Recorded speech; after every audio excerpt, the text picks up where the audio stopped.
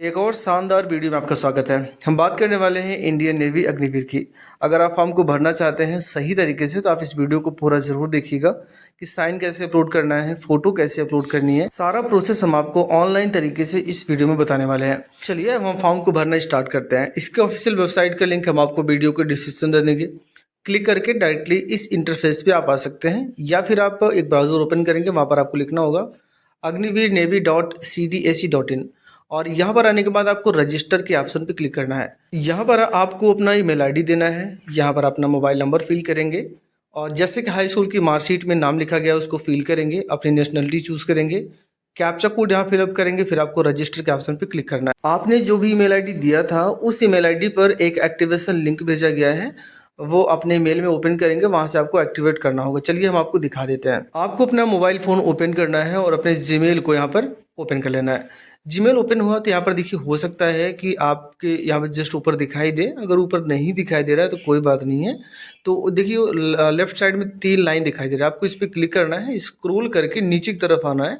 एक ऑप्शन आपको दिखाई देगा स्पैम का, यहाँ स्पैम पे आप जैसे ही क्लिक करिएगा आप देखें ये यहाँ पर आ चुका है अग्निवीर की तरफ से। हम इस पर जैसे ही क्लिक करते हैं तो मुझे स्पैम दिखाई दे रहा है और मुझे स्क्रॉल करके थोड़ा सा नीचे की तरफ आना है। तो पर पे एक लिंक दिया गया है, click here to confirm your Gmail का। यहाँ देखें हेलो और नाम लिखा गया है, यहाँ पर क्लिक लिखा गया है। इस पर जैसे हम क्लिक करते हैं आप थोड़ी देर वेट कीजिए तो ये गूगल क्रोम में या फिर जो भी ब्राउज़र बाय डिफ़ॉल्ट होगा वहाँ पे ओपन हो जाएगा। कैप्चा कोड डालिएगा और जनरेट ओटीपी आपको क्लिक कर देना है।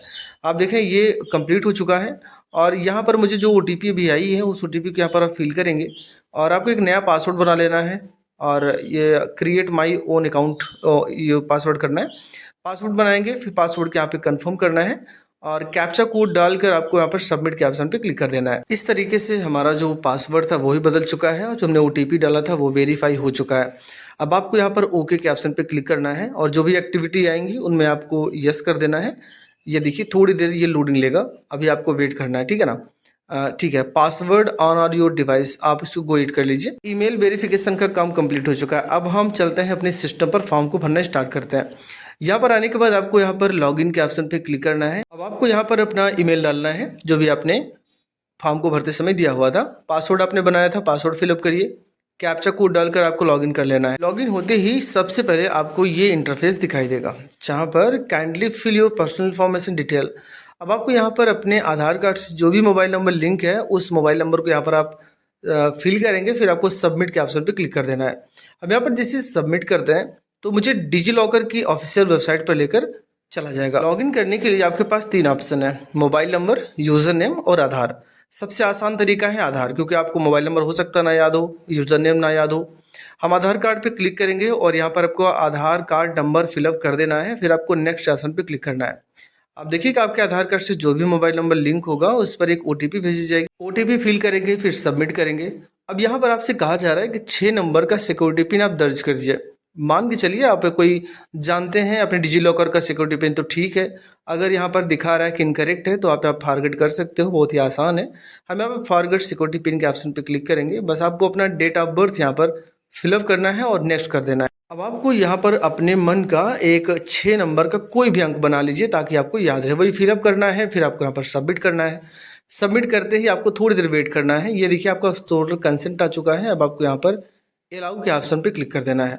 हम इस पर जैसे अलाउ करते हैं तो आप देखिए कि आपके आधार कार्ड जो है वो वेरीफाई हो जाएगा, अगर कोई प्रॉब्लम नहीं होगी तो। यहाँ पर देखिए जो कैंडिडेट ने कंसेंट दिया था वो वेरीफाई हो चुका है। हम स्क्रॉल करके नीचे की तरफ आते हैं। अब आपको यहाँ पर अपना अल्टरनेट मोबाइल नंबर देना है, यानी कि जो भी आपने दिया था उसको छोड़कर कोई अन्य मोबाइल नंबर, चाहे अपने घर का कोई दे सकते हैं, अपने माता पिता का किसी का मोबाइल नंबर दे सकते हैं।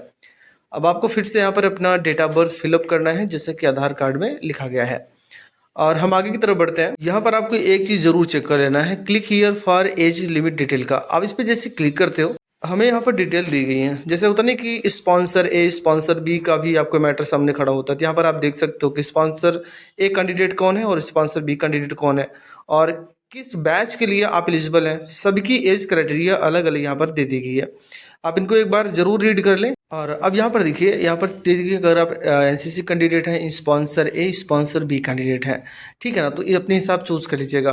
अब यहाँ पर देखिए आपका नाम यहाँ पर दे ही दिया गया है, first name middle name last name. जैसे इनका नाम अभिषेक पाल है तो अभिषेक पहले में रहने दीजिए, पाल को हटाकर लास्ट वाले में कर दीजिए। इस टाइप से आपको करना होगा। पेरेंट का नाम आपको लिखना है, यानी कि पिता का नाम लिखना है, और गार्जियन नेम लिखना चाहें तो ठीक, नहीं तो ज़रूरी नहीं है। और यहाँ पर जेंडर कंफर्म कर लीजिएगा। हम आगे की तरफ बढ़ते हैं। आइडेंटिफिकेशन मार्क में जैसे आपकी बॉडी पर कोई ऐसा मार्क होगा जिससे आपकी पहचान हो सकती है, जैसे कहीं कट पिट गया है और या तिल का निशान है तो वो दे सकते हैं। मैरिटल स्टेटस आपका अनमैरिड होना ज़रूरी है। अब बात आती है फोटोग्राफ अपलोड करने की, तो सही तरीका क्या है वो मैं आपको पहले दिखा दूँ। फोटो अपलोड करने का जो प्रोसेस है वो यहाँ पर आपको बताया गया है कि पासपोर्ट आकार का हालिया रंग फोटोग्राफ मार्च 2025 से पहले नहीं लिया गया हो, ऐसी फ़ोटो अपलोड करिएगा। जो 25 मार्च से पहले फ़ोटो ना ली गई उसके बाद ही लिया गया हो, ठीक है। 10 KB से लेकर 50 KB के बीच में अपलोड कर सकते हैं। हल्की पृष्ठभूमि में सामने का चित्र होना चाहिए। उम्मीदवार को अपने सीने के सामने एक काली स्लेट पकड़े हुए जिस पर उम्मीदवार का नाम और फोटो लेने की तारीख स्पष्ट रूप से बड़े अक्षरों में लिखा होना चाहिए।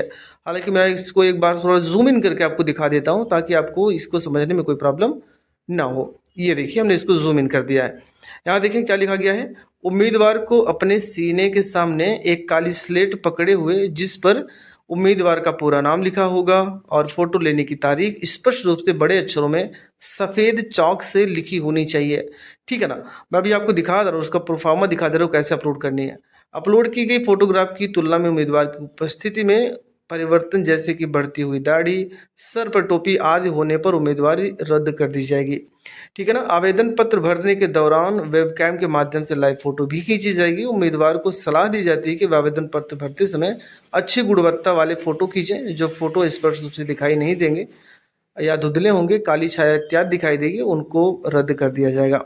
चलिए हम आपको दिखा देते हैं किस प्रकार की फोटो आपको अपलोड करनी है। यहाँ पर अब आपको सिग्नेचर को समझ लेना है। सिग्नेचर बड़े आसान है, सफ़ेद पेपर पर काले पेन से एक सिग्नेचर करेंगे जिसकी फाइल साइज 50 KB से ज़्यादा की नहीं होनी चाहिए। और डोमेसियल प्रूफ में आप अपना आधार कार्ड भी अपलोड कर सकते हैं या फिर आपके पास जो निवास प्रमाण पत्र है उसकी फ़ोटो भी यहाँ पर अपलोड कर सकते। चलिए कैसी फ़ोटो अपलोड करनी है, यहाँ पर देख लें। एक कैंडिडेट है जिसके हाथ में स्लेट है, उसका नाम लिखा गया और डेट ऑफ फोटो लिखी गई है। इस फोटो को हम पहले सेव कर लेते हैं अपने सिस्टम पे, फिर आपको रिसाइज करना बताते हैं। जहाँ पर आपने फ़ोटो रखी है वहाँ पर आपको राइट क्लिक करना है और माइक्रोसॉफ्ट ऑफिस के जरिए इसको ओपन कर लेना है। यहाँ पर देखिए ओपन पे जाइएगा, माइक्रोसॉफ्ट ऑफिस 2010 2007 जो भी आपके पास होगा। एडिट पिक्चर पे जाइएगा, यहाँ पर आपको क्रॉप कर लेना है। पहले हम इसको अच्छी तरीके से क्रॉप कर लेते हैं। स्लॉट जो स्लेट हाथ में लिया है कैंडिडेट वो ज़रूर होना चाहिए, हाथ भी इसका दिखाई देना चाहिए। इस टाइप की फ़ोटो आपको बना लेनी है। हम यहाँ पर ओके कर लेते हैं। अभी इसकी जो ब्राइटनेस है थोड़ी सी हम बढ़ा देते हैं ताकि ये डार्क हो जाए, ठीक है ना। मैं ब्राइटनेस बढ़ा देता हूँ हल्का सा और इस टाइप से, ठीक है। अब देखिए बिल्कुल क्लियर दिखाई दे रहा है, बहुत अच्छे तरीके से दिखाई दे रहा है। अब आपको इसे कंट्रोल एस दबा के सेव कर लेना है। इस तरीके से आप अपना सिग्नेचर भी रिसाइज कर सकते हैं और आपके पास आधार कार्ड या फिर निवास प्रमाण पत्र है उसको भी आप बड़ी आसानी के साथ रिसाइज कर सकते हैं। चलिए हमने फोटो, सिग्नेचर और डोमेसिल सर्टिफिकेट को रिसाइज कर लिया है। हम यहाँ पर चूज करते हैं, फोटो क्लिक करते हैं, ओपन करते हैं, फोटो अपलोड हो चुकी है। इसी प्रकार से हम सिग्नेचर को चूज करते हैं, ओपन करते हैं, ये भी हो चुका है। और डोमेसिल सर्टिफिकेट हमारे पास है यानी कि निवास प्रमाण पत्र, उसको हमने क्लिक किया और हम सेव एंड नेक्स्ट कर देंगे। सॉरी कोई दिक्कत ज़रूर आ रही है। अच्छा ठीक है, मैं बताते बताते हम आपको भूल गए हैं। कुछ डिटेल्स ऐसी हैं जिसको भी हमने परिवर्तन किया ही नहीं, मैंने आपको सिर्फ बता दिया है। तो यहाँ पर देखिए जिसका नाम है अभिषेक पाल, ठीक है ना, तो मैं यहाँ पर पाल को लास्ट में कर दूंगा। एक काम अभी और छूटा है, यहाँ पर देखिए आधार कार्ड नंबर है, तो इसको पूरा इसको मिटा दीजिए, ठीक है। पूरा मिटाने के बाद अपना आधार कार्ड नंबर इसमें फिलअप कर देंगे।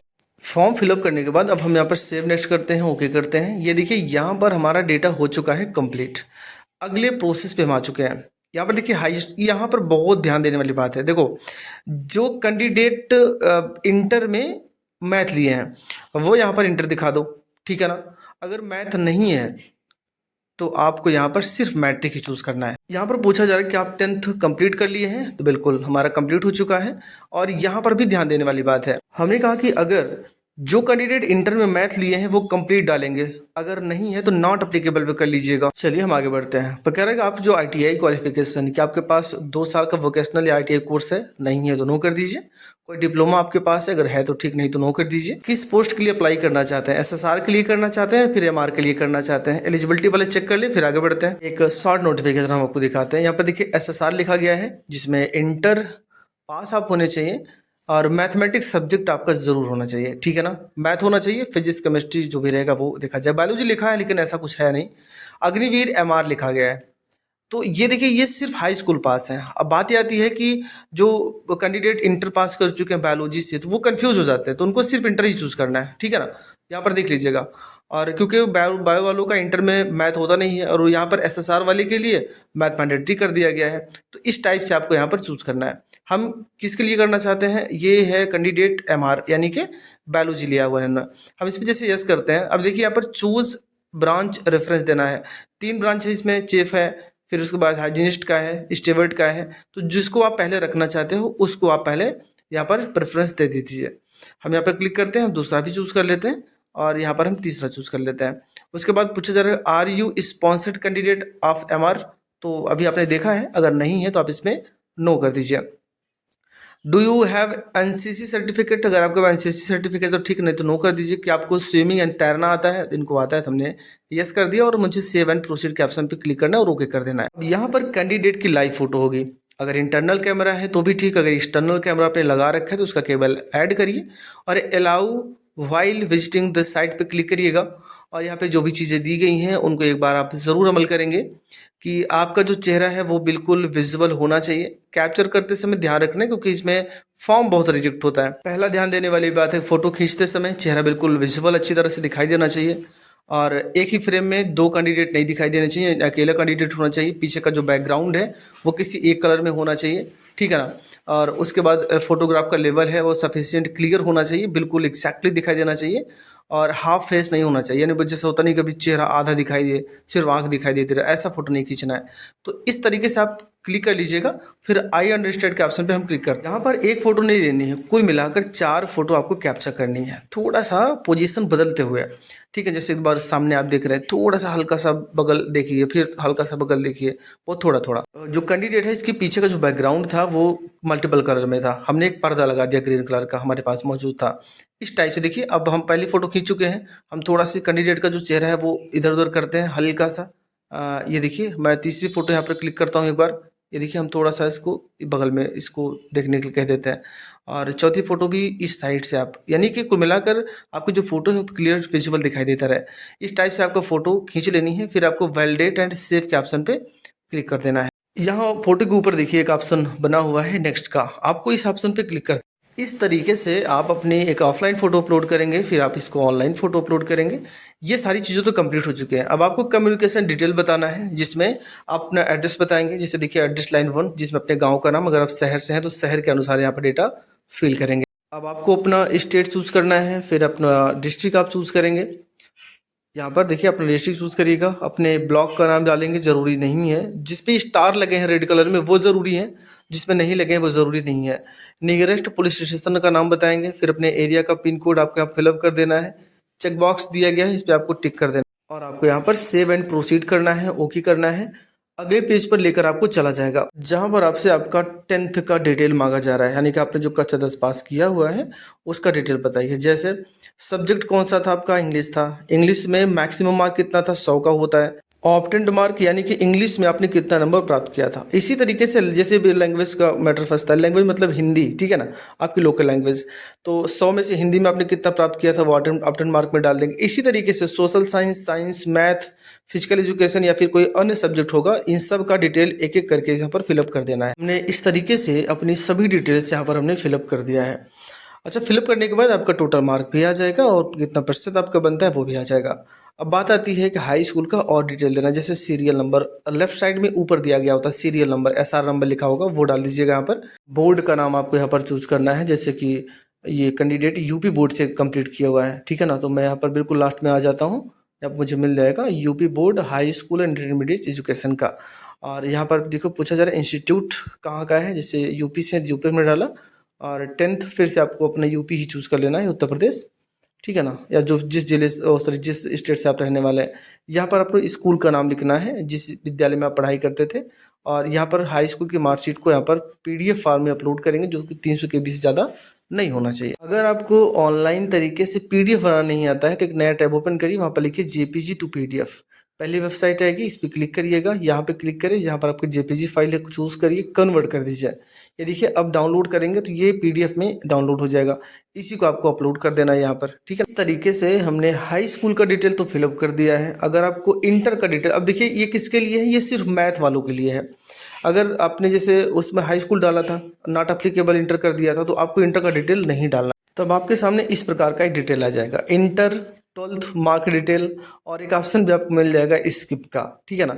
यहाँ पर आपको स्किप कर देना, भाई हमारे पास इंटर का डिटेल नहीं है क्योंकि हमने मैथ नहीं किया था, ये बायो वालों के लिए मैं बता रहा हूँ, ठीक। अब यहाँ पर देखिए एग्ज़ाम सेंटर की मैं बात करता हूँ कि आपको एग्ज़ाम सेंटर कहाँ लेना है। पहले तो उस स्टेट को चूज़ करिए, फिर अगले उस स्टेट की जितनी सिटी में एग्ज़ाम होगा वो एग्ज़ाम सिटी आपको यहाँ पर दे दिया जाएगा, लिस्ट आ जाएगी, आप यहाँ पर चूज कर सकते हो। इस प्रकार से 3 सेंटर चूज करने का मौका आपको यहाँ पर दिया जाता है। हालांकि हमने चूज कर लिया है, मुझे यहाँ पर सेव एंड प्रोसीड करना है और ओके कर देना है। अब हम अगले प्रोसेस पे आ चुके हैं। यहाँ पर देखिए कि जितने भी डिटेल्स आपने फिल किए हैं, एक बार जरूर कंफर्म कर लें कि आपका डेटा सही है या नहीं सही है। अब डिक्लेरेशन ऑफ सबमिट एप्लीकेशन, यहाँ पर चेक बॉक्स पे हम टिक करेंगे, सेव एंड सबमिट एप्लीकेशन करेंगे, फिर से ओके करेंगे। वेट कीजिए थोड़ा सा। तो इस तरीके से ये लोडिंग लेता रहेगा। अगर आपको किसी प्रकार की कोई प्रॉब्लम हो रही है तो मुझे कमेंट बॉक्स में बता सकते हो। फीस की बात करते हैं, लिखा गया है 550 रुपये, लेकिन गवर्नमेंट आपसे 18% की जीएसटी भी ले रही है कैंडिडेट से ही, इसलिए आपका कुल मिलाकर पैसा कटेगा 649 रुपये, ठीक है ना। अब यहाँ पर दो ऑप्शन आपके पास है, एक तो एसबीआई का है और एक बिल्डेस्क का है। आप दोनों में से किसी पे क्लिक कर सकते हो। हमने बिल्डेस्क पे क्लिक कर दिया, या एसबीआई पे, जहाँ बन करे आप क्लिक कर सकते हो। एसबीआई हमने क्लिक कर लिया और यहाँ पर मुझे ऑप्शन मिल जाता है कि यूपीआई का लास्ट में, जो सबसे आसान तरीका है। हम इस पर क्लिक करते हैं और सेकंड ऑप्शन चूज करते हैं यूपीआई क्यूआर का, तो आपके सामने क्यूआर कोड जनरेट हो जाएगा और अपने गूगल पे, फ़ोन पे, पेटीएम जो भी आप चलाते हैं, स्कैन करके आपको पेमेंट कर देना है। पेमेंट जैसे ही कंप्लीट होगा आपके सामने कुछ इस प्रकार का इंटरफेस आ जाएगा, पेमेंट सक्सेसफुल दे रहा है। और यहाँ पर एक ऑप्शन आपको दिखाई, your payment is successful, click here view application. हम इस पर जैसे ही क्लिक करते हैं, यहाँ पर देखिए जो नीले कलर में दिया गया, हम इस पर जैसे क्लिक करते हैं तो हमारे सामने हमारा जो एप्लीकेशन में फॉर्म भरा हुआ है मेरे सामने वो दिखाई देना स्टार्ट कर जाएगा। मैं आपसे दोबारा कहता हूँ कि किसी प्रकार की कोई भी प्रॉब्लम हो रही है तो मुझे आप बेहिचक कमेंट कर सकते हो, हम आपकी मदद करने की पूरी कोशिश करेंगे। वीडियो देखने के लिए आपका बहुत बहुत धन्यवाद। आपका दिन